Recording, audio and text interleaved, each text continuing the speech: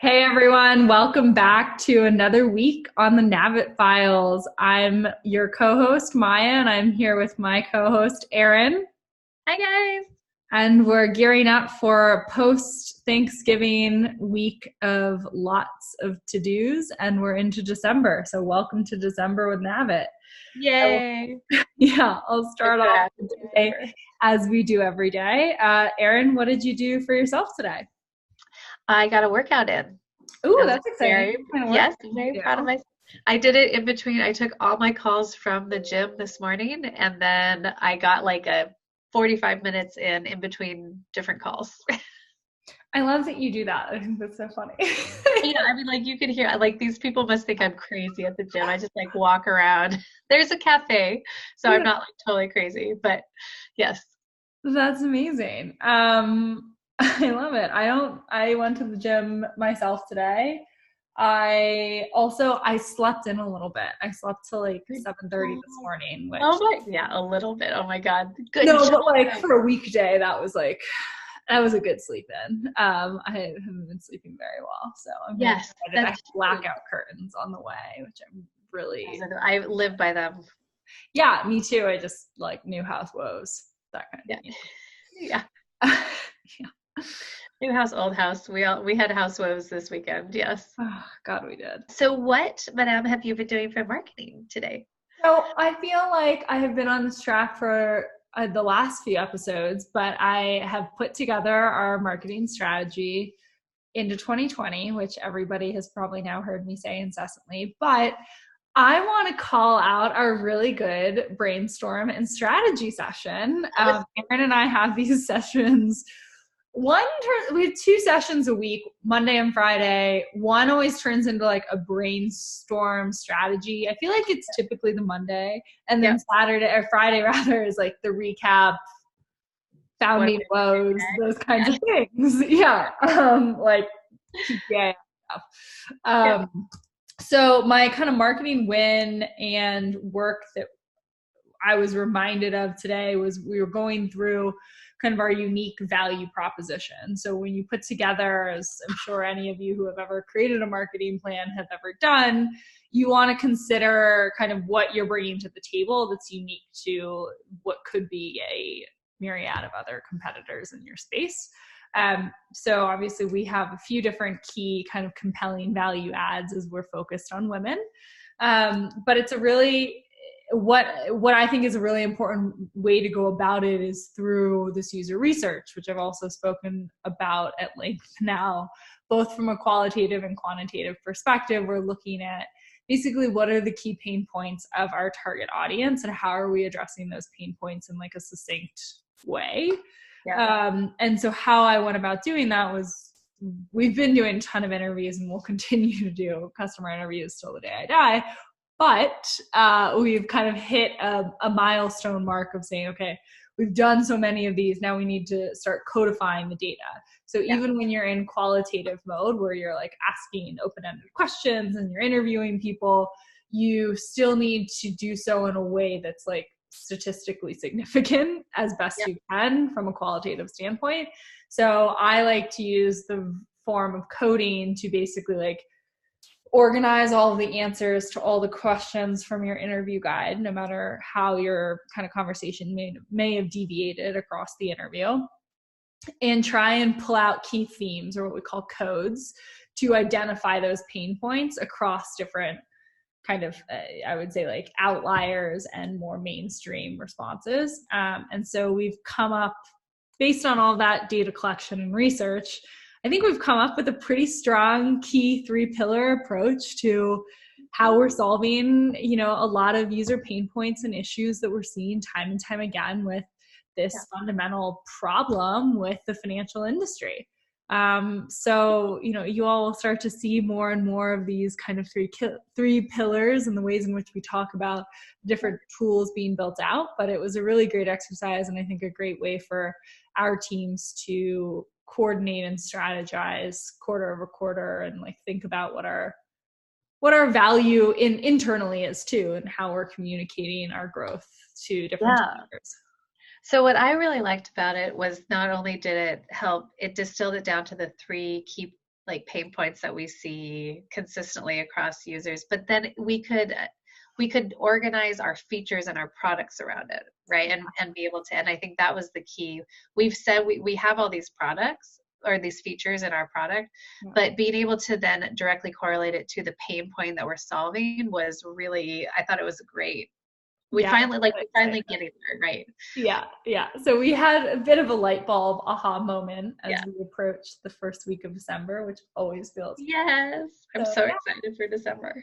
That was my marketing play for the day. Erin, what's up with our financial term? Yes. Okay. So today we're going to talk high yield savings. So yeah, this is a fascinating little world that you can, there are a couple types. There's like the high yield savings in general, or there's like the money market, which has, from a banking perspective, there are a lot more regulations about how many times you can pull money in and out of money markets. I think it's only up to 6 times that you can withdraw a deposit within the month, because really the intent is for that money to be in the bank deposited and stay there so that they can make extra interest on it. There are restrictions on how they take your deposit in that money market and then lend it out, but the way that they give you a higher return. So for example, like a normal savings at your bank is probably like, maybe it's 0.06. It's really pathetic. It's under 1% interest on your deposit savings in that bank. But these high yield market, like money markets or savings deposits, they have restrictions around how you can use it, but that means that they can go out and use your money to make more money, mainly in lending on the back end, so they can give you a higher return. So right now it's usually tracking around the Fed interest rate. So right now I think it's 2.25, but it could be a little bit less. They've been changing that. It's somewhere, the highest I've seen is about 2.3. And then it goes up anywhere from 1.5 and above is a good return on your savings. So when you're looking at stashing your emergency fund somewhere, like that cash that you should just have on hand for emergencies that you want to make some passive income on a high yield savings is a good option. And we are talking to a bank about rolling one out in our world, a Nav.it high yield interest account, maybe next year. So that's all very exciting. I'm super excited about this. And this is something that like I personally always knew and was in my periphery, but like I never properly executed on it really until joining Nav.it, because I like now feel immense like need to optimize every corner of my financial landscape. But there are 2 things that I think are interesting about this. There are a lot of things that I think are interesting, but in the terms of today and our brief, I think that it's interesting when we consider how a lot of people, like you said, think that they should be moving or do move their savings more often than they should. Like they almost don't really consider the differences between their checking account and their savings account. And most people don't actually really know that the fees that are incurred there in a checking account or the potential for return in their savings account. Right. The second thing that I think is really interesting is that most people aren't going to find a high yield savings account with the same group with the same bank, for instance, that holds their checking account. Yeah. So you know what? Sorry. Why is that? Like, why do most? Yes, I was just going to say, I just realized why that is. Because they're completely different ways that the bank uses the deposits, which is really interesting. So you can get like a bank that has high deposit bank, like they're really good at getting checking and savings out to the right people. They're getting people's deposits in. Okay. You're not making a ton of money. I mean, the way you make money on that is on the interchange. So every time you swipe a debit card, the bank gets a little bit of a fee and the processor gets a little bit of a fee. I mean, the amount of money, like your little $1.50 or your, $4 coffee, the way that is split is insane. It's not just you're like going to the vendor, right? Like it's split between, the Visa processor and the bank. So the bank is getting a little bit of a fee on that. So they're getting interchange fees. That's where money is made. But it's not huge money. It has to be at volume. You have to have a lot of customers for that to be interesting. The other way any bank really is making money is on lending. So then you can go into loaning out something. So that could be mortgages that we all know so easily. It could be high interest debt, which ends up being like credit card debt Mhm. or personalized loans, like small business loans or small. And that's, oh, then it gets into more complicated things. So that's all on the consumer side. But then some businesses take deposits from consumers and then lend to small businesses. So you have all the small business lending, and that gets complicated because then you have farm equipment versus, cash flow loans. I mean, it's just insane. It's insane, this world. But those are the two really big ways that banks make money. So if you are really good at deposits as a bank, you usually need to figure out how to then lend your deposits out so you're making more money. A lot of banks are good at lending. So for example, like they're a good mortgage lender, but they aren't very good at deposits, and there's a ratio that they need to have in the regulatory world where they have enough deposits to offset their loans. I know this is complicated. My only point is the money markets are a specific, because of the restrictions around how that money in that deposit account can be used. Yeah. Some banks don't even bother with it because they can't, that's not their bread and butter. Mm-hmm. And some banks, like, that's like deposits are their thing and that's how they make their money. Does that make sense? It does make sense. And I think it's an important thing to I want to say it's an important thing to consider when you choose your bank, but surely you just need to focus on the like the money movement fees, basically, right? So like, right. Well, you're like high yield savings with Amex because I'm pretty sure they have a good one. right. But I bank with Wells. Like, I just want to make sure that my transfer fees aren't Yeah. or like Right. Right. I think people don't, I think this is the key. And one of the issues around banking is you have so many options, which is great, but you have to decide how you need that money.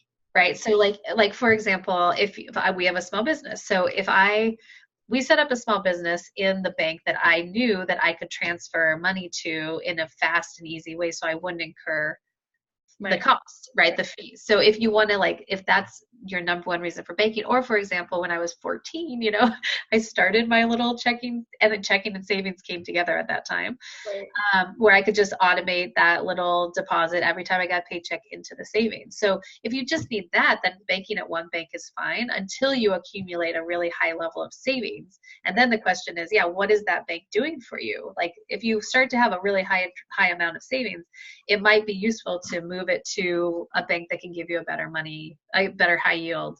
What would you consider high?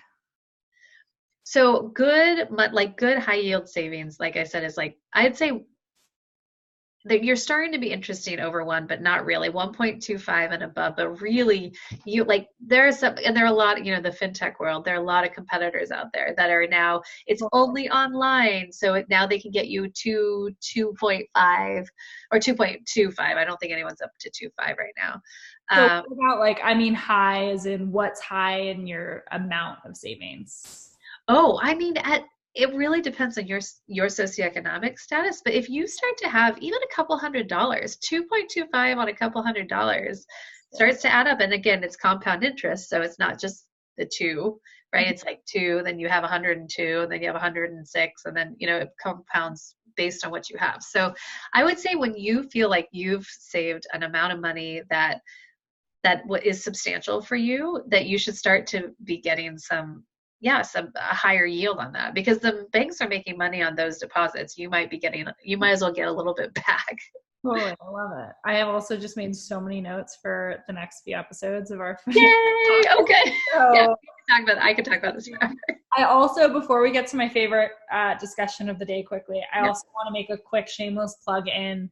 Tomorrow is Giving Tuesday, so go back and watch some more episodes about tax deductions and how to choose the right organization. You'll also see a blog post from me soon, and I'll post in the show notes. Oh my God, there are elk outside my window. Anyway.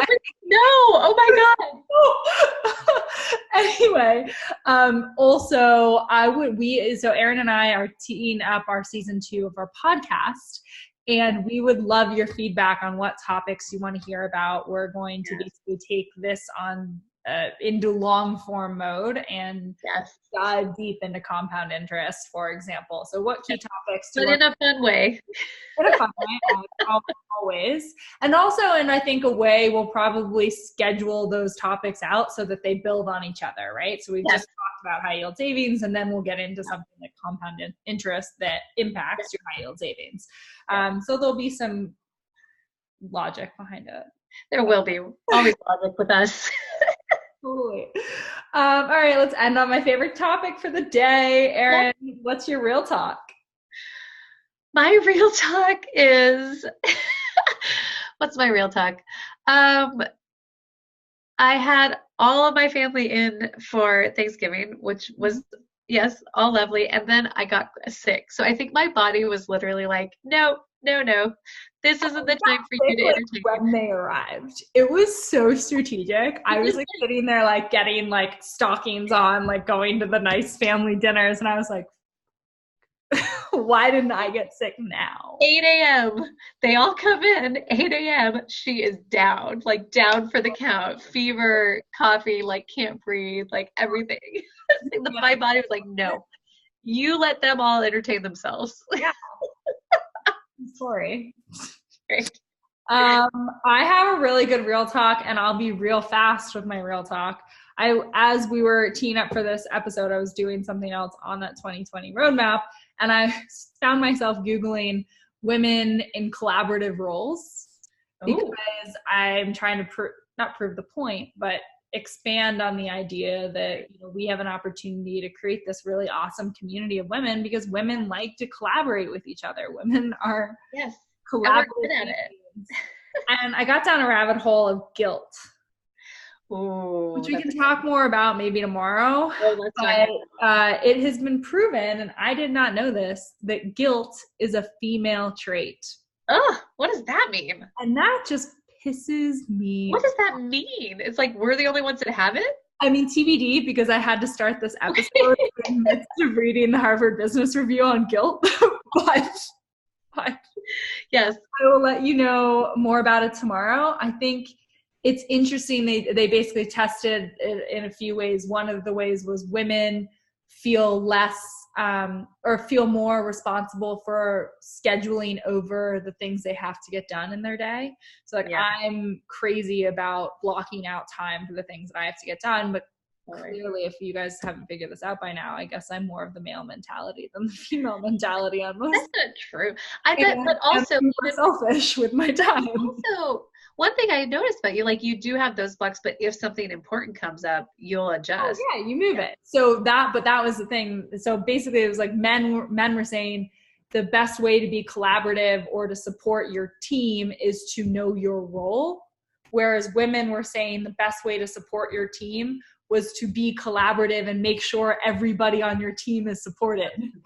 Oh, okay. So we take on the responsibility of everyone else. Yeah, and we also talk about like wearing many hats. I mean, that's like the key premise of what we're doing right now on this vlog. Like, you have to play these roles as a founder.